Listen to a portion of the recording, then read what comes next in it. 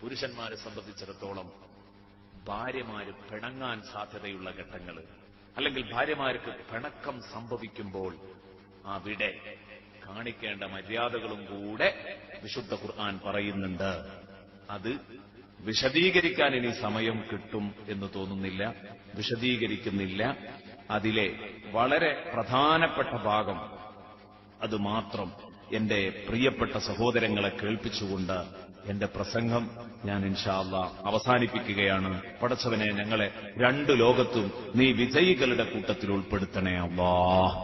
വല്ലാത്തി തഖാഫൂന നുശൂസഹുന്ന, പിണങ്ങുമെന്ന് നിങ്ങൾ ഭയപ്പെടുന്ന പെണ്ണുങ്ങൾ, നിങ്ങളെ പെണ്ണ് നിങ്ങളോട് തെറ്റിയെന്ന് നിങ്ങൾ ഭയപ്പെടുകയാണെങ്കിൽ ഫഇദൂഹുന്ന, പിണങ്ങിയാൽ ആ പെണ്ണിനെ നന്നാക്കാൻ ഒന്നാമത്തേത് സതുപദേശം. ഫഇദൂഹുന്ന, നേരത്തെ കേട്ടു അതിന്റെ ചെറിയ രൂപം. വഹ്ജുറൂഹുന്ന, നല്ല വാക്ക് പറഞ്ഞു കൊടുക്കുക. എന്നോട് പിണങ്ങിയാൽ അല്ലാഹുവിന്റെ മലക്കുകളുടെ ശാപം ഉണ്ടാകും എന്ന് പറഞ്ഞു കൊടുക്കുക. നാളെ ഇൻഷാ അല്ലാഹ് അത് വരുന്നുണ്ട്, അതിന്റെ ഗൗരവമൊക്കെ പറയുന്നു. വയന്ന് പറഞ്ഞിട്ട് എന്നാ അതിൽ അങ്ങനെ ഒരു പടച്ചോനപ്പേടി ഈ പെണ്ണിനില്ല. എന്നാ പിന്നെന്താ കാട്ടുക? വഹ്ജുറൂഹുന്ന ഫിൽ മവാജിഅ്, മണിയറയിൽ അവരെ നിങ്ങൾ വെടിയുക, കിടപ്പറകളിൽ വെടിയുക. കിടപ്പറകളിൽ വെടിയുക എന്ന് പറഞ്ഞാൽ എന്താ അതിന്റെ അർത്ഥവും? അവരുമായിട്ട് ശാരീരിക ബന്ധം ഉപേക്ഷിക്കുക. രാത്രി കിടന്നു കഴിഞ്ഞാൽ സന്തോഷത്തോടെ പെരുമാറാതിരിക്കുക. വഹ്ജുറൂഹുന്ന ഫിൽ മവാജിഅ്, അല്ലാതെ അത് വീട്ടുകാരെല്ലാരും കൂടി അറിയിക്കണ്ട. അതല്ല ഈ പറഞ്ഞതിന്റെ അർത്ഥം. വഹ്ജുറൂഹുന്ന ഫിൽ മവാജിഅ് എന്ന് പറഞ്ഞാൽ ചോറ് വെച്ചാൽ പള്ളിയിൽ പോയി കിടക്കണമെന്നൊന്നും അതിനർത്ഥമല്ല, അല്ലെങ്കിൽ വേറെ റൂമിൽ പോയി കിടക്കണമെന്നും അർത്ഥമല്ല. ഭാര്യ ആ ഭാര്യയോട് മിണ്ടാതെ കിടന്നാൽ അതാ വഹ്ജുറൂഹുന്ന ഫിൽ മവാജിഅ്. ഒറ്റ ബെഡിൽ തന്നെ കിടന്നാലും അങ്ങും ഇങ്ങും തിരിഞ്ഞു കിടന്നാൽ ഇത് സാധ്യമാകും. വഹ്ജുറൂഹുന്ന ഫിൽ മവാജിഅ്. വദ്രിബൂഹുന്ന, അതിനും നന്നാകുന്ന മട്ടില്ല. കുറച്ചു കാലവും കൂടെ അങ്ങനെ കഴിഞ്ഞു കിട്ടിയാൽ അൽഹംദുലില്ലാഹ് എന്ന് പറയുന്ന പെണ്ണാ. പിന്നെന്താ ചെയ്യുക? ഒരുവിധം പെണ്ണൊക്കെ ഇതിന് നന്നാവും. ഈ ഒരു ഘട്ടത്തിലും നന്നാവാൻ തയ്യാറില്ലെങ്കിൽ നമ്മൾ സാധാരണ ഇങ്ങനെ പറയാറുണ്ട്, പഴയ കാലത്ത് ഇങ്ങനെ ഒരു ഉപ്പ പെണ്ണിനോട് തെറ്റി എന്നും പള്ളിക്ക് പോകും ചോറ് വെച്ചാൽ. അപ്പൊ കുറെ കാലം ഇങ്ങനെ പോയപ്പോ ഉമ്മ പറഞ്ഞത്രേ, കുട്ടികളെ ഞങ്ങളെ വാപ്പാക്കല്ല എന്നും ഈ മനസ്സ് കൊടുക്കട്ടെ. അങ്ങനെയുള്ള പെണ്ണുങ്ങളും ഉണ്ടാകും. അതുകൊണ്ടൊന്നും നന്നാവാത്തതും പാകപ്പെടാത്തതും. അതിനെന്താ മാർഗം? വദ്രിബൂഹുന്ന, അവരെ നിങ്ങൾ അടിക്കണം. വിശുദ്ധ ഖുർആൻ അടിക്കണം. എങ്ങനെ അടിക്കാം? തല്ലി ഓടിക്കരുത്. തല്ലി ഓടിക്കാൻ പാടില്ല, പ്രശ്നമാണ്. മുഹാജിറുകള്, മക്കത്ത് ജീവിച്ചിരുന്ന, മദീനയിലേക്ക് ഹിജ്റ വന്നിരുന്ന ആളുകള്, മക്കത്ത് അവിടെ പുരുഷ മേൽക്കോയ്മയായിരുന്നു അന്ന് നിലനിന്നിരുന്നത്. എന്നാൽ മദീനത്ത് സ്ത്രീ മേൽക്കോയ്മയായിരുന്നു ഉണ്ടായിരുന്നത്. സ്ത്രീകൾക്കായിരുന്നു അധികാരം. അവര് മുഹാജിറുകൾ, ഹിജ്റ വന്ന പെണ്ണുങ്ങള്, മദീനത്തെ പെണ്ണുങ്ങളുടെ സ്വഭാവം കണ്ടപ്പോ ഇവര് ഭർത്താക്കന്മാരോട് ധൈര്യമായിട്ട് സംസാരിക്കുന്നു. ഇവര് ഈ പേടി തരണ്ട് നിൽക്കുന്ന സ്വഭാവമല്ല. ഇത് കണ്ടപ്പോ മുഹാജിർ പെണ്ണുങ്ങൾക്കും തോന്നി, നമുക്ക് ഒരു ഇതൊക്കെ പറഞ്ഞു നോക്കാം. അങ്ങനെയാണ് ഇവരുടെ ഭർത്താക്കന്മാരുടെ നേരെ തട്ടിക്കയറാൻ തുടങ്ങി. അപ്പോഴാണ് അടിയോടടി അടി കൊടുത്തു. എല്ലാവരും കൂടെ റസൂലുള്ളാഹി സ്വല്ലല്ലാഹു അലൈഹി വസല്ലം തങ്ങളുടെ അടുത്തേക്ക് വന്നു. നബി തങ്ങൾ പറഞ്ഞു, 70-ലധികം പെണ്ണുങ്ങൾ ഇന്നലെ എന്റെ അടുത്ത് കേസ് പറഞ്ഞു വന്നു, നിങ്ങൾ തല്ലി ചതച്ചു. എന്താണിത്? അവിടെയാണ് നബി തങ്ങൾ ആ പരിഹസിച്ചത്. എങ്ങനെ പരിഹസിച്ചു? നേരത്തെ പറഞ്ഞു ആരോഗ്യകരമായ ചില പരിഹാസങ്ങൾ. ആ പരിഹാസം നബി തങ്ങൾ നടത്തിയത് എന്തു വഷളത്തരായി ചെയ്യരുത്. എല്ലാം പറഞ്ഞ് വേദനിപ്പിക്കാനുള്ള അടിയാണ്. പൊട്ടരുത്, പൊളിയരുത്, മുഖത്തടിക്കരുത്, അതൊന്നും ചെയ്യരുത്. ഹബീബ് റസൂലുള്ളാഹി സ്വല്ലല്ലാഹു അലൈഹി വസല്ലം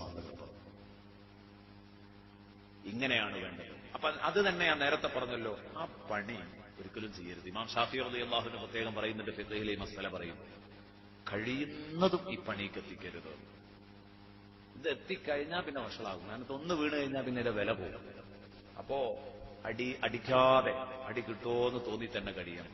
ഫൈനഖഅനകും, ഇതിലേതെങ്കിലും ഒരു ഘട്ടത്തിൽ അവർ നിങ്ങൾക്ക് അനുസരിച്ച് കഴിഞ്ഞാൽ ഫലാ തബൂ അലൈഹിന്ന സബീല, ഇനിയും അവരെ പീഡിപ്പിക്കാൻ നിങ്ങൾ പഴുതുകൾ അന്വേഷിക്കരുത്. ഫലാ തബൂ അലൈഹിന്ന സബീല, ഈ മുറകൾ ഏതെങ്കിലും ഒന്ന് ഫിറ്റായാൽ പിന്നെന്ത് ചെയ്ത് അടുത്ത മുറയിലേക്ക് നീങ്ങരുത്. പലറിഞ്ഞാൽ തന്നെ നന്നാണ്. പെണ്ണിന് ഒരിക്കലും കിടപ്പറയിൽ വർദ്ധിക്കേണ്ട ആവശ്യമില്ല, ഉപേക്ഷിക്കേണ്ട കാര്യമില്ല. കിടപ്പറ വിരോധി ഉപേക്ഷിച്ചാൽ നന്നാവുന്ന പെണ്ണിനെ തല്ലേണ്ട ആവശ്യമില്ല.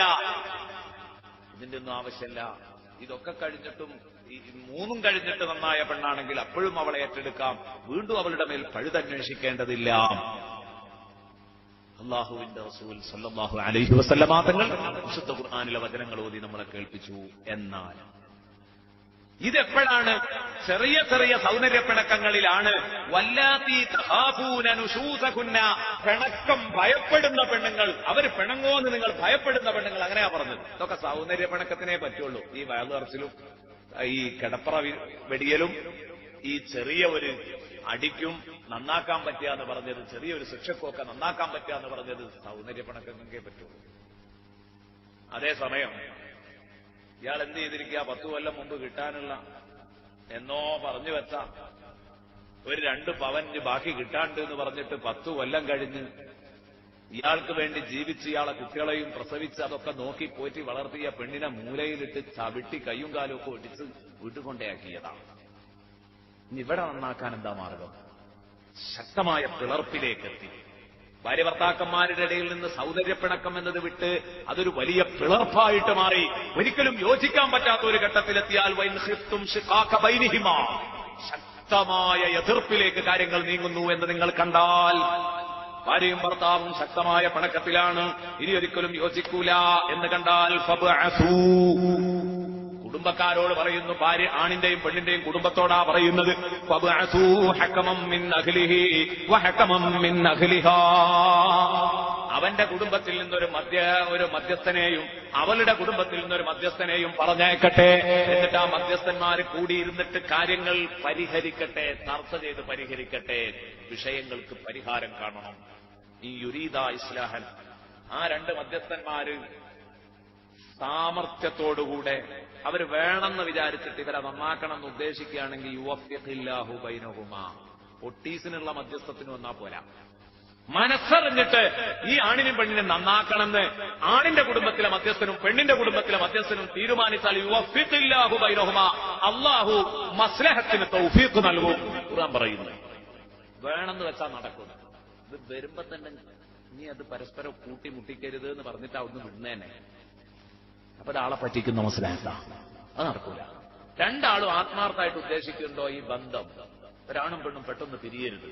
അബ്ഗദുൽ ഹലാലി ഇലല്ലാഹി അത്വലാഖ്, അല്ലാഹുവിന് ഏറ്റവും വെറുപ്പുള്ളത് തലാഖാണ്. ഇഷ്ടം പോലെ കെട്ടുക, തീർക്കുക. നബി സല്ലല്ലാഹു അലൈഹി വസല്ലം ദവ്വാഖീങ്ങളെ ശപിച്ചു. ദവ്വാഖീങ്ങൾ, ടേസ്റ്റ് നോക്കുന്നവരെ റസൂലുള്ളാഹി ശപിച്ചു. പുതിയ പുതിയ പെണ്ണുങ്ങളുടെ മധുര അറിയുക, ടേസ്റ്റ് നോക്കുക, തലാഖില്ല, വേറെന്ന് കെട്ടുക, അത് 4 ദിവസം കൊണ്ട് നടന്ന് അതും തലാഖില്ല. ഈ വേല റസൂലുള്ളാഹി തങ്ങൾ അതിനെ നബി വിശേഷിപ്പിച്ചത് ദവ്വാഖീൻ എന്നാണ്. ടേസ്റ്റ് നോക്കുന്നവർ, രുചി നോക്കുന്നവർ.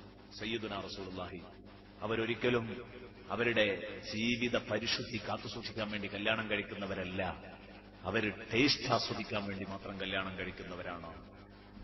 അപ്പൊ ഏതാവട്ടെ ഇങ്ങനെ ഒരു അവസ്ഥ ഉണ്ടാകരുത്, അതിലേക്ക് വരുത്തി തീർക്കരുത്. മധ്യസ്ഥന്മാർ കരുതിയാൽ നടക്കും. ആ മധ്യസ്ഥന്മാർ ഇവരുടെ കുടുംബത്തിൽ നിന്നും അവരുടെ കുടുംബത്തിൽ നിന്നും അവരും പരാജയപ്പെടുന്ന ഘട്ടത്തില് 2 നാട്ടിലെയും നാട്ടുമൂപ്പന്മാർ മധ്യസ്ഥം വഹിച്ചുകൊണ്ട് ഇറങ്ങുകയാണെങ്കിൽ പറഞ്ഞു നന്നാക്കാൻ പറ്റുമെങ്കിൽ അവർക്കൊക്കെ ഇത് ബാധകമാണ് എന്ന് ഈ ആയത്ത് വിശദീകരിച്ചുകൊണ്ട് പണ്ഡിതന്മാർ പറയുന്നത് കാണാം. ഏതായാലും 1ാമത്തെ ഘട്ടം അതാണ്. ഇങ്ങനെ സ്റ്റെപ്പ് ബൈ സ്റ്റെപ്പായിട്ട് പെണ്ണിന്റെ പിണക്കം തീർക്കാൻ നോക്കണം. ഇതൊക്കെയാണ് ഒരു പുരുഷനെ സംബന്ധിച്ചിടത്തോളം ഒരു നല്ല ഭർത്താവാകാൻ ആവശ്യം.